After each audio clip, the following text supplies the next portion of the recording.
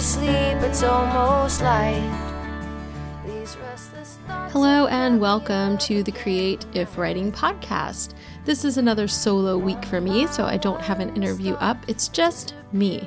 And I wanted to talk about two words that sometimes get a bad reputation and why I actually really love them. So we're going to talk in a few minutes about platform and brand.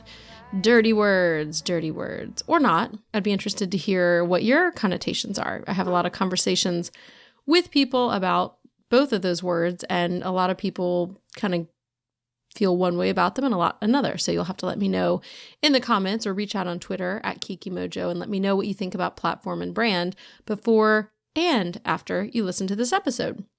Before I dive into the episode, though, I wanted to do a few things. I wanted to remind you guys to check out the free email course if you haven't yet.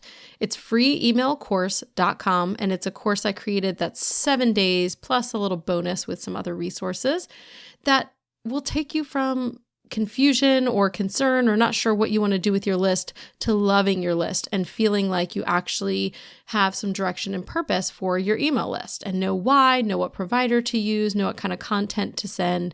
So I'm really excited about that and I hope you take advantage. It's a totally free course. I do also have my paid course, How to Build an Authentic Email List, and that is back on the market. So if you are interested, start with the free email course and you can get a ton of great training. And you may finish it and feel like, okay, I'm good. This is where I want to be. Or you may finish it and feel like, okay, I know that I need to do even more. And so I want to go even more in depth with how to build an authentic email list, because the free course is not like a weird watered down version or an incomplete training, because I don't know if I've said this on here before. I hate those incomplete trainings where you think you're getting some kind of awesome value and then halfway through the person says, if you want the real training, now you have to pay.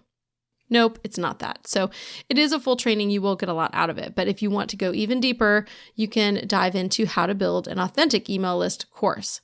Next week, I am going to be off because it is Thanksgiving, and then I'm going to return with some amazing, exciting, fun things. There's going to be, I think, 2 webinars and live trainings within a week and 2 really, really awesome bundles for you guys. So if you are interested in how to build an authentic email list course, you may want to wait because there's going to be a really amazing bundle that I think targets writers and bloggers and just anyone who is online kind of working to make money and make it into a business. And then there's going to be another bundle that's with ConvertKit. So I will for sure be emailing you about that. And if you're not on my email list, get on it. So if you head over to the blog, createifwriting.com, you can find how to sign up for my list everywhere. It's going to be everywhere. And if you miss it and you can't find it, shout me out on Twitter so I can fix that. It's at KikiMojo, or you can also email me, Kirsten@KirstenElephant.com. The last thing that I want to say is if you enjoy me and just want to get a little bit more personal, I brought back this week The Kiki Show, which is my just for fun podcast that's very short, 5 days a week. And this week, I'm talking about how I went from being a person who wanted no children to now having 4 of them. So that's just for those of you who are interested in my life and want to get nosy, because we get personal over there. Now that we've gotten through all of that, I want to go ahead and dive into 2 dirty words that I don't think are actually very dirty. And maybe you don't either. Again, like I said, I've had conversations where some people totally understand platform and brand and feel like those are just sort of the tools that we use. And then I've talked to a lot of people, and I think generally the people that don't like these words tend to be more on the artistic side of things. Like they tend to be writers or artists. And oftentimes they are also people who are Christians. And I'll get into why I think that is in a few minutes.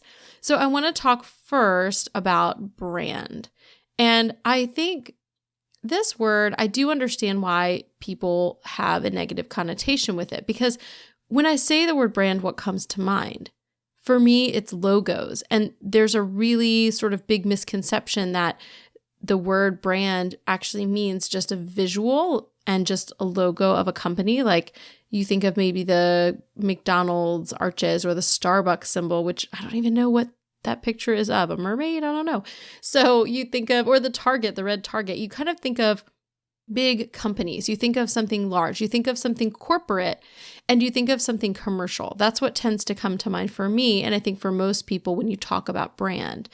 And it probably hasn't been just the last few years, but especially in the last few years, this idea of brand has been brought down to become more personal and to be talked about in a way that is not just for big companies and does not just deal with visual or with logos. So personal branding is really how we market ourselves to others. And I say personal, but I mean it in the sense that personal for your personal blog, or for, if you're a writer, for sort of what goes along with your name and your books and what you're trying to build. So your brand is sort of the summation of the things that you want to do, your goals, your why you're doing them, your purposes, and then what you create. It's a much bigger, more all-encompassing idea. Now, I kind of think of it as your identity. It's a very huge thing that relates to kind of everything you do. And beyond what you do, it deals with what you believe. So it's kind of the underpinnings for why you do the things you do and how you do them, and also what you do. So it's really a whole package. It's a really big idea. And again, is not just something limited to big brands. In fact, I think big brands are actually, and big commercial companies, trying to make this idea of brand more personal. They're seeing, I think we're moving into a more personal connection type of format. I've heard that with blogs as well, that for a while blogs moved to more magazine style. And I guess people were more interested in reading blogs and looking at blogs that had stock photos and talked a little bit more generally. And now it's swinging back towards where blogs are moving to be more personal again, and people using personal photos and talking more about themselves and being more personal. So, we're always swinging and in flux, but this idea of brand right now, even for big companies, is meaning more of a personal, a smaller thing, and making that connection to your customers or your readers or audience through like a personal connection, and not some kind of big, slick, important thing, some giant thing, or some kind of just visual.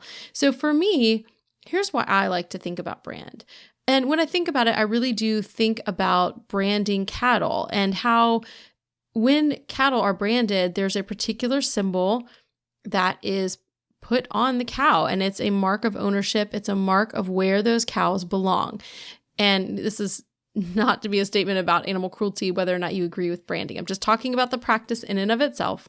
But what that did is allowed for people to tell at a glance where those cows belonged. And I think about brand in that same way, that when people go to one or both of my websites, I want there to be a sort of feeling of cohesiveness, that those things belong to me, whether that's through the words and the way that I write, which I think ties them together more than anything, or the visual images that I use, or the logos, or just the general feel. I want there to be a consistency about my work and the things that I put my name on. So to me, that's kind of how I think about brand. I love this idea of brand because I want people at a glance to see that something belongs to me. And I think it's a lot more complex to develop. I think it's a lot harder than what people think. And again, a lot of times people just think it's visual. And so they think that if someone has a very branded blog, that it means that it all looks the same visually. And that does help. It really does. If you've been on Pinterest and seen bloggers use visual branding well, you can tell what visual brands go with what person. And I love that. But it also is so much more than that. It's the word choices that you use. It's the tone that you use to talk with people. So even though on Create If Writing, it's a little bit more, it's not impersonal. It's a little bit more polished and professional than my lifestyle blog.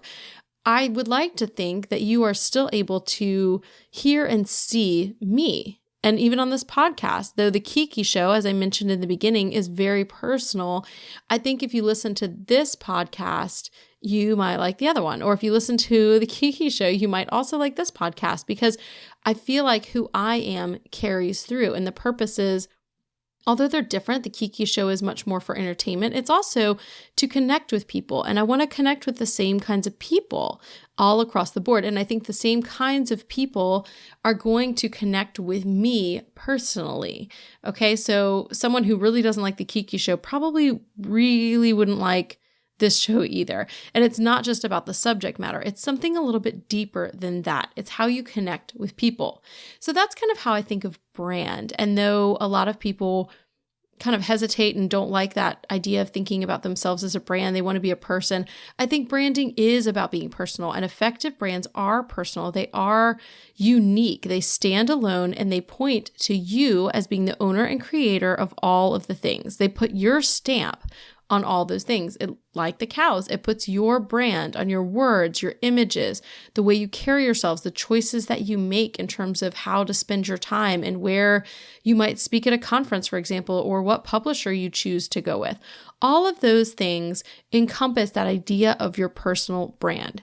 So I love the idea of brand. It helps me think about myself and the things I'm doing with a little bit more clarity.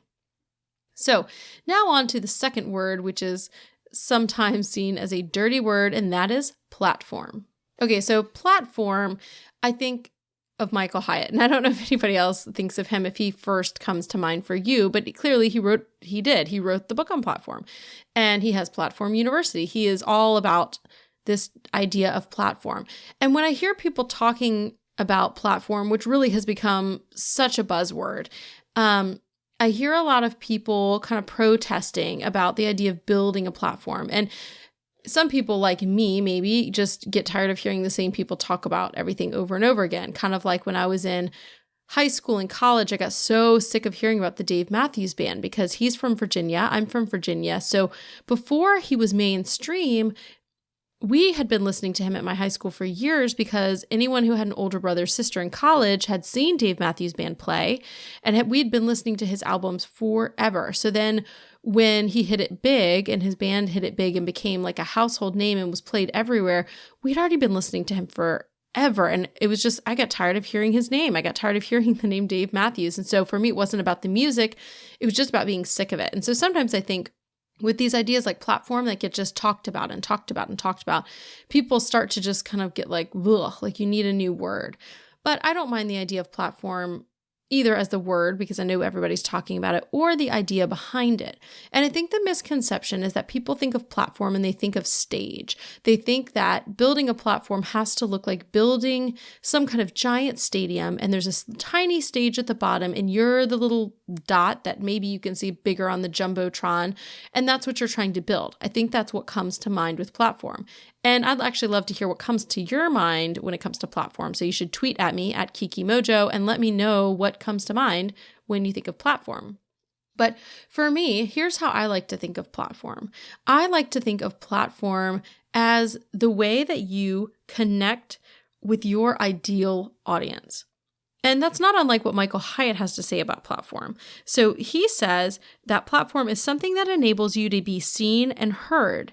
And then he talks about it being your tribe. And I don't necessarily like the way he relates those two things in the same sort of sentence because they're not equal things. The people that you connect with are your tribe. I don't see your platform as your tribe. I see your platform as kind of how you build and connect. But anyway, maybe I'm talking semantics here. So when I think of platform, I think of trying to find that space in which you can be heard and find those ideal people who really, really, really want to connect with you. They need to hear your words. They want to hear your words.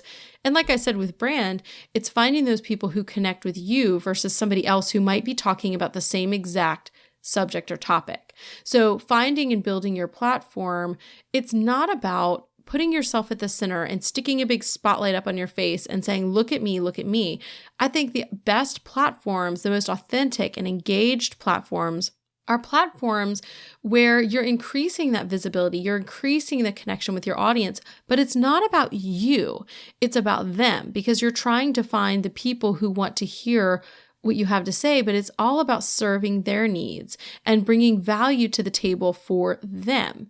And so I think that sometimes the reason that Christians in particular have trouble with this idea of platform and platform building, and they they balk at it. And I really have. I've had conversations with people who just say they won't do it. They dig their heels in. They don't want to do it. And meanwhile, the publishers who they want to work with to get published are saying you have to build a platform. Today, it's easier than ever to build one with all these free social media tools and so many great free resources on how to use them.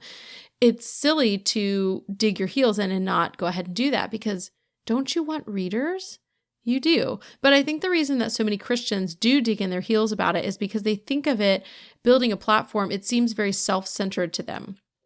But I would argue that platform building is actually very others-centered, because your goal is to connect with others. Your goal is to provide value to them. It's not a position of power. It's about people. It's about your ability to influence, to speak into other people's lives, not to receive accolades yourself. That's not what it's about. So I think sometimes when people have trouble with this idea of platform, they're thinking that they need to build something giant, that they're at the center receiving all the attention. When I would say really it's increasing that ability to connect with your ideal and targeted audience.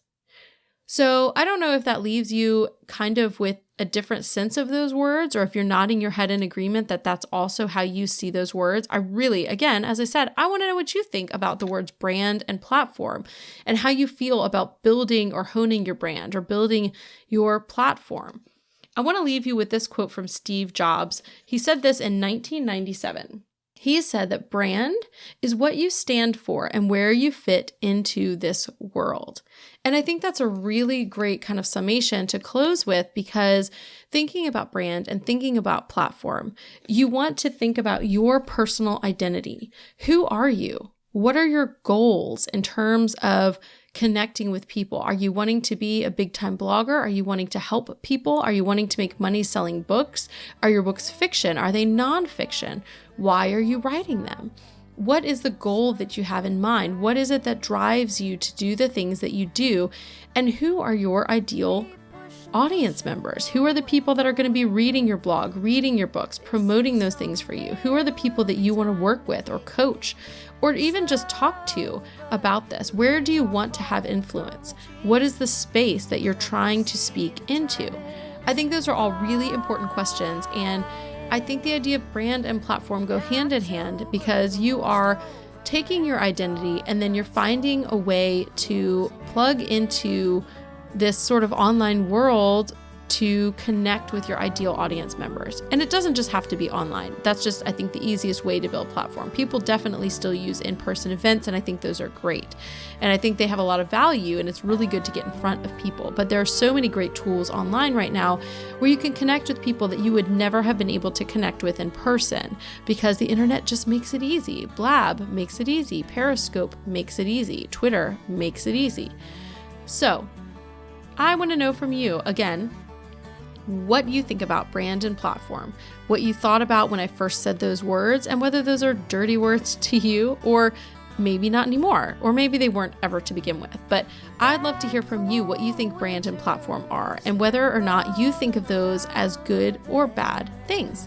So head over to the blog at createifwriting.com, and you can leave a comment there, or again, reach out on Twitter at KikiMojo. I'll be tweeting about brand and platform and sharing some great links in the show notes, which you can find at createifwriting.com/024, because this is episode 24. So thank you so much for listening. And again, please tell me. I want to know. I'm talking in a room by myself, but I know you guys are listening out there, and I want to hear your thoughts, not just my own. So reach out, connect, and let me know what you think about brand and platform. And I hope you have an inspired week.